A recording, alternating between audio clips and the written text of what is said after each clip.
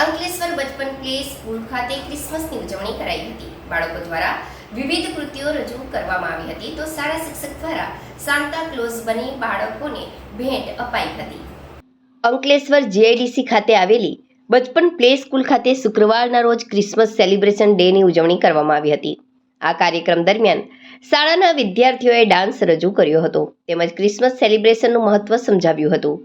Santa close બનેલા madam દ્વારા chocolate આપવામાં આવી હતી. આ કાર્યક્રમ દરમિયાન શાળાના ગોપાલભાઈ ભટ્ટ, ગોપાલ શાહ, શિવમ શાહ, કાઉન્સિલર અર્પિતા મીઠાઈવાલા, શિક્ષકગણ તેમજ શાળાના વિદ્યાર્થીઓ વિદ્યાર્થિનીઓ ઉપસ્થિત રહ્યા હતા.